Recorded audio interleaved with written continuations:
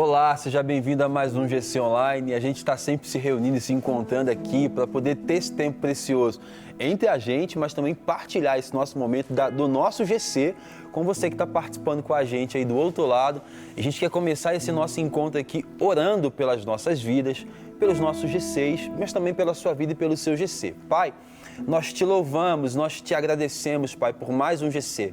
Obrigado, Deus, por nos permitir nos reunir, como GC. O intuito, Pai, do GC é que as pessoas cresçam mutuamente, Pai, uma dê suporte para a outra e que todas, por meio do Evangelho, possam alcançar isso que a gente chama de maturidade, Pai. Nos dê graça, então. A gente tem aqui orado sempre, Pai, pelos nossos irmãos que estão enfermos, hospitalizados, Pai, por aqueles que estão presos, Pai, orando, Pai, pelos nossos irmãos do nosso GC, a fim de que o Senhor, Pai, nos alcance e nos fortaleça, Pai, em nome de Jesus, que possa ser um tempo precioso, um tempo muito bom para nós que estamos aqui e para tantos outros e outras que vão participar, que estão participando com a gente desse encontro. Em nome de Jesus, Raíssa. Amém, aleluia.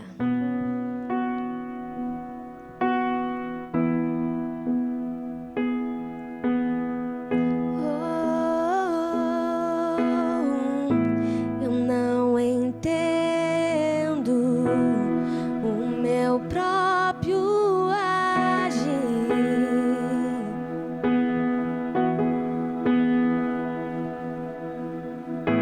E sem tua graça, o que seria de mim?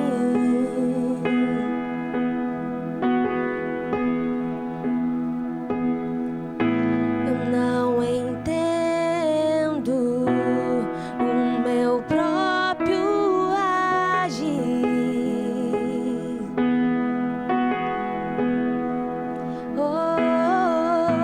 E sem tua graça, o que seria de mim?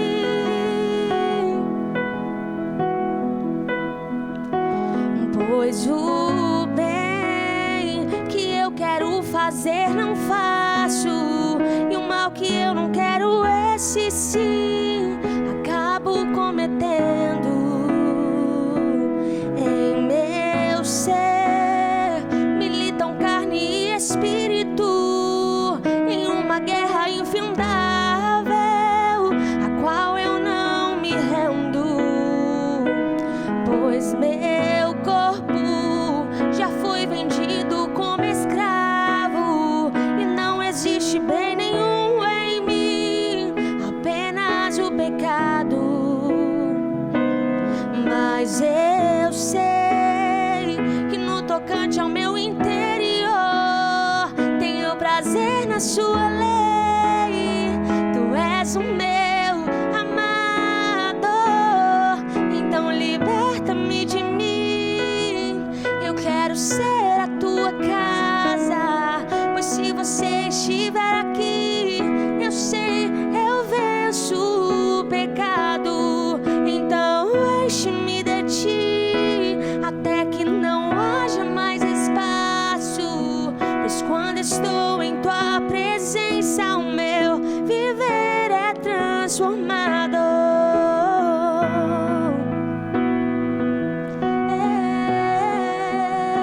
Somente em tua presença, Rei Jesus. Pois o bem que eu quero fazer não faço, e o mal que eu não quero, esse sim acabo cometendo. Em meu ser militam carne e espírito, em uma guerra infindável, a qual eu não me rendo, pois meu corpo já foi vendido como escravo, e não existe bem nenhum em mim, apenas o pecado. Mas eu sei que no tocante ao meu interior tenho prazer na sua lei. Tu és o meu amador, então liberta-me de mim. Eu quero quero ser a tua casa, pois se você estiver aqui, eu sei, eu venço o pecado. Então enche-me de ti, até que não haja mais espaço, pois quando estou em tua presença, o meu viver é transformado.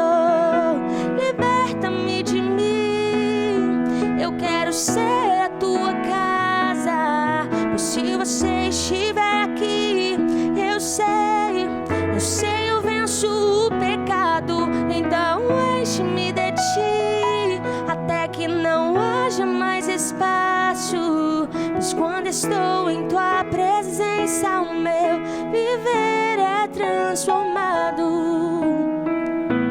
E eu passo a ser livre pra viver a tua vontade. E ao te conhecer, todo o meu ser se encheu de bondade e reina o Espírito sobre a carne. Então liberta-me de mim, eu quero ser a tua casa, pois se você estiver aqui, eu sei, eu venço o pecado. Então enche-me de ti, até que não haja mais espaço, pois quando estou em tua presença, o meu viver é transformado.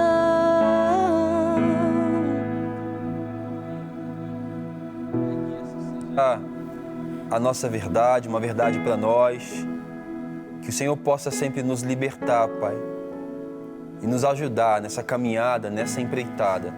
Esse é o nosso desejo, Pai, essa é a nossa oração. O nosso desejo é de vivermos uma libertação, Pai, que provém do Senhor, que seja sempre o Senhor, que possa ser sempre o Senhor. Em nome de Jesus, amém, amém, amém. Que bom ter vocês aqui. Que bom ter você com a gente também. Bem, a lição de hoje a gente continua no Sermão da Montanha, né, no capítulo 6, a partir do verso, iremos ler o verso 21. E o título da lição de hoje é Onde está o seu coração? É uma pergunta, já é uma pergunta que confronta a gente, né? Onde que está o seu coração? Mateus capítulo 6, verso 21, o texto bíblico fala assim: pois onde estiver o seu tesouro, aí também estará o seu coração. Onde estiver o seu tesouro, ali também vai estar o seu coração. Após anunciar os dois tipos de tesouros que a gente falou na semana passada, que são os tesouros da terra e do céu, Jesus, ele apresenta uma realidade do coração humano, as raízes do coração humano. Onde é que nós temos fixado o nosso coração? Ele levanta quase que essa pergunta: onde que você tem fixado o seu coração? Nos tesouros da terra, nos prazeres da terra, no que a terra pode oferecer, ou nos tesouros celestiais que são desafiadores, porque não são visíveis, né? Uhum. Nossas motivações movimentam as nossas ações. Esse é o combustível que move os seres humanos. É por isso que nossas motivações importam tanto quanto as ações. O coração revela onde nós fixamos nossas raízes, né? Na verdade, as nossas ações são realizadas a partir de uma motivação. E aí, Anderson, como é que você já entende essa pergunta de Cristo? Onde é que está o teu coração? A resposta, para mim, ao observar tanto que você conversou aqui, é que a resposta seria: meu coração está distante desse reino dos céus. Meu coração ele está aqui nesse reino da terra mesmo. Parece que a gente tem essa inclinação a buscar o próprio prazer, sermos egoístas por natureza. E a gente não tem outra compreensão de outra realidade, mas Cristo parece que ele vem apresentando essa outra realidade. Olha, você foi acostumado, parece que você só tem isso aqui como essa ambição, mas eu vou mostrar para vocês que existe um outro reino, uma outra riqueza que é superior a essa. Aí a partir daí a gente começa a refletir e começa a ansiar por esse reino dos céus, porque parece que é uma realidade bem superior do que a gente pode buscar aqui, né, Rafa? Exatamente. Você, Raíssa, como é que você já entende essa pergunta? Como é que ela reverbera em você? Então, é uma pergunta bem desafiadora, porque o nosso coração é enganoso. Às vezes a gente está fazendo algo, por exemplo, está servindo, eu não sei, onde está o nosso coração é onde estão as nossas prioridades. A gente está fazendo algo e acha que o nosso coração está ali. Mas, na verdade, quando a gente olha para dentro, qual que é a nossa motivação de estar fazendo aquilo? Por que a gente faz o que a gente faz? Então, é bem desafiador essa Exatamente. resposta. E quando Cristo, no Sermão da Montanha, Cristo, ele muito mais do que trazer ensinamentos, ele traz questionamentos acerca do interior dos praticantes de uma religião. Por que vocês fazem o que fazem? Como é que é o jejum de vocês? Como é que vocês oram? Como é que vocês dão esmolas? Parece que está sempre trazendo um olhar para dentro, para poder identificar, ele está sempre questionando para que esses homens e mulheres possam olhar para dentro de si e, a partir disso, identificar onde é que o coração deles está depositado, fixado, né? E, a partir dali, as motivações. Nós precisamos saber que o nosso coração, nós precisamos saber se o nosso coração está no lugar certo, unido ao nosso verdadeiro tesouro, né? Jesus, ele quer definir prioridade. Entende, então, que o problema não é ter bens, o problema não é o dinheiro, o problema é isso ser prioridade, né? O que deve ser primeiro é Deus, e a partir dessa relação com Deus, porque tudo que...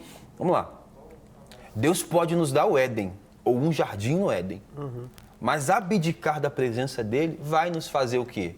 A tratar tudo que nós temos recebido como algo ruim e usar para o mal. É exatamente o que Adão e Eva fizeram. Então, parece que Cristo é o que organiza, é aquele que é capaz de organizar a minha relação com o dinheiro, a minha relação com um bem, a minha relação com o patrimônio. Por quê? Porque tendo Cristo, eu tenho discernimento do devido lugar de cada uma dessas coisas. Parece, então, que até a gente está no lugar que aparentemente é perfeito, se nós não tivermos Deus diante disso, esse ambiente, ele não é essa perfeição toda, né? Porque é Deus que dá, que nos orienta, entendeu? Porque não vai adiantar você ter muitos bens, mas não ter Deus, porque você só vai usar os bens para aquilo que a sua compreensão consegue alcançar, entendeu? E, na verdade, é até questionável a forma como você adquiriu esses bens, porque o cristão, quando ele adquire bens, o pressuposto é que possa ser de forma honesta, piedosa, cheia de temor. Mas sem Deus, nesse mundo que cada vez mais nos desafia a juntar e a ter posses e a fazer, a gente vai sucumbir sem Deus. Mas Deus vai primeiro nos tranquilizar. Olha, vocês têm o reino dos céus. Nós relaxamos. E depois daí ele vai nos permitindo que talvez construir, ter posses e tudo, mas tudo debaixo de uma orientação melhor, mais viva para nós também. Porque se para ter bens eu tenho que abdicar de Deus, da paz que Ele pode me dar, e eu tenho que amar esses bens a todo custo, não vale. Já percebeu que tem alguns bens ou algumas conquistas que saem cara demais? Porque a pessoa dá a vida dela para ter alguma coisa e depois que ela tem essa coisa, falta o sentido da vida. Porque quem dá o sentido para a nossa vida é o próprio Cristo. E aí, o Anderson? Não, diante dessa reflexão, a gente fica aqui pensando, tipo assim, qual é essa nossa motivação? Porque o que a gente está correndo, né? Interessante que Eclesiastes vai falar que é um cara que está refletindo a vida, ele observa tudo em sua volta, e ele traz uma resposta para a vida. Ele fala assim, olha, a vida ela é fútil, é como se fosse correr atrás do vento. E parece que nós estamos nessa grande corrida atrás de algum significado, atrás de alguma coisa, que ao final dessa corrida a gente fica assim, poxa, eu estou cansado. Parece que tudo isso é fútil, tudo isso não tem sentido, né? E algo que você falou, Deus traz sentido a toda essa correria e ao motivo a existir, né? Inclusive, ele traz sentido até do porquê não correr. Porque no mundo, a mensagem do Evangelho ela é contracultural. Enquanto você vai ligar uma TV, vai para uma rede social e tem várias pessoas, vários vendedores de como ficar rico em 7 dias, você encontra agora um Cristo com uma mensagem que fala como abdicar. Como abdicar da riqueza? Não é como abdicar da riqueza, mas como abdicar de um projeto de riqueza, de um projeto de poder que está distante da realidade daquilo que ele propõe. Entendeu? Então, assim, tudo que eu tenho não faz sentido nenhum sem ter Cristo. E tudo que eu tenho sem Cristo vai ser usado da pior forma. Porque é Ele quem dá sentido, Ele que me faz ver o outro, Ele que me faz investir na comunidade local, na igreja, Ele que me faz ter um coração voluntário. Porque sem Cristo, irmãos, não tem a menor possibilidade. É muito interessante a gente parar um pouquinho, que a gente está, né, nesse universo que temos que produzir a todo instante e refletir um pouco. Por que nós fazemos o que nós fazemos? Por que nós investimos em tais coisas? Por que essas coisas são as nossas prioridades? Qual é a nossa motivação em fazer tudo o que nós fazemos, a nossa rotina diária? Porque, como o Rafa falou, se Deus não for o centro de tudo, se Ele não for o fundamento das nossas vidas, as nossas ações vão ser vazias. E a gente percebe na crítica geral e também na crítica que eles vão fazer sobre o acúmulo de dinheiro, é que para ter acúmulo de dinheiro, um vai ter muito e detrimento o outro vai ter nada. Sim. Então, automaticamente já tem essa segregação, porque riqueza, poder, traz conforto, segurança, traz educação, traz muita coisa, traz benefícios. Enquanto uns são muito beneficiados, acumulando benefícios, que nem se utiliza de tudo, outros estão na falta disso, né? E sem contar também que no contexto em que Cristo está falando, né, a riqueza é tão importante porque a riqueza determina uma experiência religiosa e espiritual com o Deus de Israel. Porque se para sacrificar um pode comprar um boi e o outro só pode 2 rolinhas, logo o que mais dinheiro tem na sociedade da época mais se relaciona com Deus. Mas é bem quisto, entendeu? Então a gente começa a perceber que o que Cristo está falando é ofensivo para aquela sociedade. Porque Ele está falando assim, olha, vocês precisam encontrar riqueza, beleza em mim, no meu reino. Mas para ver beleza no meu reino, você precisa abdicar de tudo que você taxou como belo. Por quê? Porque você pode estar tão apegado às riquezas deste mundo que quando Cristo te apresentar um projeto de reino por meio do Evangelho, porque olha só, aquele que quiser me seguir, negue-se a si mesmo, negar-se a si mesmo. Quem perder a sua vida vai ganhar. O que ele está falando é contracultural. E ele vem falando assim, olha, você quer ser rico? Abdique do culto às coisas do presente século. Abdique do culto a essa riqueza aqui, e você vai encontrar, de fato, o que é riqueza real. O que é riqueza real? É a possibilidade de viver eternamente ao lado do Deus homem, em Cristo. Agora a gente pode viver desfrutando de um Deus que Ele cuidava da gente quando estava longe. Ele cuidava da gente quando estava na terra. E Ele continua cuidando da gente. Só que Ele tem um projeto de reino em que Ele quer cuidar da gente do nosso lado eternamente. Mas isso aí pode parecer muito bonito, mas eu quero ser rico aqui, né? E às vezes a gente até confunde um pouco a proposta do Evangelho, porque a gente pensa que não é que a gente não possa ter bens aqui. Já falamos sobre isso a semana passada, mas é exatamente que o Evangelho tira os nossos olhos dessa terra e nos manda olhar para um outro lugar. De forma que o apóstolo Paulo fala assim em Filipenses, eu aprendi a viver toda circunstância, a ter o que comer e a não ter. Por quê? Porque ele está completamente fixado com os seus olhos no Senhor Jesus, que prometeu um reino. E nesse reino, ele vai ser de uma vez por todas o supridor das nossas necessidades. Então, dizer que o nosso coração está em algo ou não, nos faz entender quais são as nossas prioridades. Muitos dos que seguiam Jesus faziam isso interessados em uma cura ou em ouvir algo interessante, ou mesmo para passar o tempo. Tem uma multidão naquela época que está seguindo a Jesus interessado no quê? Numa cura, na multiplicação de pães, de peixes. Está interessado naquilo que ele pode fazer. E hoje é muito diferente? E eu sou muito diferente? E você? Segue Jesus por quê? Pela garantia do fim do sofrimento, pela garantia da minha casa própria. Mas o Evangelho não é isso. Ou o medo do inferno, né? Ou o medo do inferno, a garantia do céu. Não é isso. O Evangelho é a mensagem de que nós precisamos primeiro encontrar beleza em Jesus. E tudo que vem depois vem a partir dele, inclusive as perdas, inclusive algumas derrotas, inclusive algumas dificuldades. Bem, só que no final, a gente sabe do final. O final é o quê? É a gente com ele, né? desfrutando desse reino que em nada tem semelhança com o que é ofertado aqui, né, pelos governantes, pelos reis da terra. Contudo, poucos estavam realmente interessados em abrir mão de toda a vida para seguir Jesus. Nada de novo sob a terra. Naquela época lá, eles não estavam interessados em abrir mão, e nessa época que poucos continuam interessados, né? O que mais percebe é poucos que estão interessados em abrir mão, pouquíssimos que de fato abrem mão, e a grande maioria esmagadora que pega na mão de Cristo e na mão da riqueza e vem junto, arrastando a riqueza. Vocês percebem que a gente às vezes é tão apegado às vezes a riqueza e a bens que a gente só consegue olhar para Deus como aquele capaz de me dar alguma coisa, aquele capaz de fazer alguma coisa por mim. Não existe uma devoção genuína. A gente quase sempre se aproxima de Deus. Já falamos disso aqui. Quando a gente vai orar, é o quê? Para pedir. Entendeu? Porque logo Deus quer fazer uma coisa por mim. Eu não quero me relacionar com Deus. Ele acaba que essa exortação corrige também essa prática aqui. Os que seguiam Jesus de verdade entenderam que ele era o maior tesouro que o homem poderia ter. Já os que o abandonaram, os que não abandonaram tudo, deixaram claro que suas raízes estavam firmadas nas coisas temporais desse mundo. As riquezas vão ficar aqui, os nossos bens vão ficar aqui, tudo vai ficar aqui, e aí o que vai ser perguntado para nós, ou o que vai ser questionado para nós é onde é que nós, a que nós atribuímos riqueza, a que nós atribuímos tesouro e valor.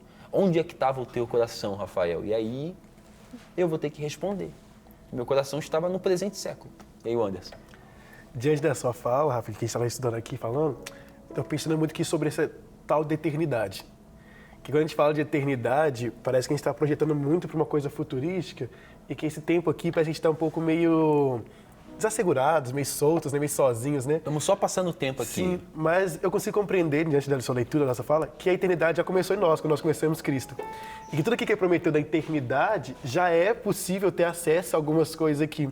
Principalmente você ter paz em meio a tanta turbulência, né? Você conseguir encontrar essa maior riqueza em meio a tantos... como pode dizer, informações à nossa volta, tanto de estímulo à nossa volta, a gente conseguiu encontrar uma verdadeira riqueza diante de Deus. E essa riqueza atribuir justiça, dignidade, qual a forma como Deus quer que nós tratamos essa riqueza aqui, né? Exatamente, exatamente. A gente às vezes está pensando no reino dos céus, que de fato é de fato um reino que vai vir, mas no coração daqueles que temem a Cristo já foi implantado. E a Bíblia fala sobre isso, João 17:3. A vida eterna é que te conheçam a ti como o único Deus verdadeiro e a Jesus a quem tu enviaste. Então, a gente já pode aqui vivenciar a realidade que a gente vai viver eternamente, porque se Cristo for o nosso tesouro, vai mudar o quê? O cenário? Pouco importa o cenário. A gente já pode aqui desfrutar desse tesouro. Só que a gente aguarda para estar com Cristo nos céus. E porque a gente valoriza muito esse aguardar, a gente não desfruta da presença dele aqui agora. E ele está aqui agora. Esse tesouro, né, que a gente pode ter acesso a ele, exatamente, né? Disponível aqui e agora. O que Jesus faz é confrontar os seus discípulos para tomarem uma decisão a respeito de onde eles estão repousando os seus corações. Além do discurso, o nosso comportamento indicará onde está o nosso tesouro. Nas palavras de Santo Agostinho, fizeste-nos para ti, e o nosso coração andará inquieto, enquanto não descansar em ti. Conclusão: o coração é a consciência da alma, o lugar onde Deus habita por meio do Espírito Santo. É por isso que Jesus se preocupa com o nosso coração, com a nossa essência. O coração segue aquilo que nós tomamos como tesouro, ou seja, aquilo que nós supervalorizamos e tornamos nossa riqueza, nossa preciosidade. Como você pode aplicar à sua vida essas reflexões de hoje, a lição de hoje? Façamos hoje a experiência de fixar o nosso coração em Deus, nosso eterno tesouro. Lembre-se de que seu coração, antes e acima de tudo, pertence a Deus. Somente um coração quebrantado pode depender de Deus totalmente, a ponto de considerá-lo como seu maior tesouro.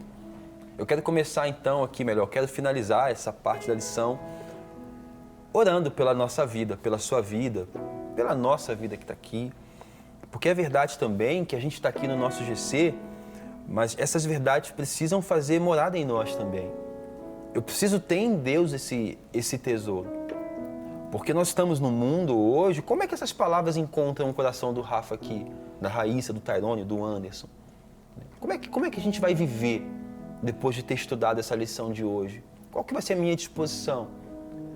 O quanto que eu estou disposto a deixar que Deus redirecione, por meio do seu Espírito, essa minha busca diária, esses meus desejos diários. Quero poder então orar por você. Pai, realinha, Pai, a nossa busca, realinha a nossa sede, realinha, Pai, os nossos desejos, realinha, Pai, aquilo que nós temos como tesouro, Pai. Que nós possamos, no nome de Jesus Cristo, Pai, ter em Cristo o nosso maior tesouro, como os levitas tinham no Senhor. Que nós possamos, Deus, no nome do Teu Filho, amar a Tua presença, de forma que nós experimentemos aqui, em terra, a doçura, Pai, da presença do Senhor, de tê-lo como Senhor das nossas vidas, Pai. Que nós possamos, Deus, no nome de Jesus, abdicar, Pai, abdicar dessas buscas, Pai, dessa correria, Pai, que o mundo propõe, para acharmos uma única coisa. Aquilo que o apóstolo Paulo fez, eu abdico de tudo, porque eu quero uma única coisa. Eu quero conhecer o dom supremo. Que nós sejamos esses e essas, Pai, em nome de Jesus. Então liberta-me de mim, eu quero ser a tua casa, pois se você estiver aqui, eu sei, eu venço o pecado. Então enche-me de ti, até que não haja mais espaço, pois quando estou em tua presença, o meu viver é transformado. Amém, amém. Bem, na lição de hoje nós falamos sobre essa motivação que nos leva a abdicar das riquezas deste mundo, dos tesouros deste mundo, ou colocando tudo isso à disposição de Cristo. E o nosso desejo é que o nosso coração esteja nele, para que ele, o nosso desejo é que ele seja o nosso tesouro, para que o nosso coração permaneça nele. Que Deus te fortaleça, te ajude, nos ajude a fazer dele o nosso tesouro, o nosso bem mais valioso. Uma ótima semana e na semana que vem a gente se encontra aqui para mais um GC. E até lá! Jesus,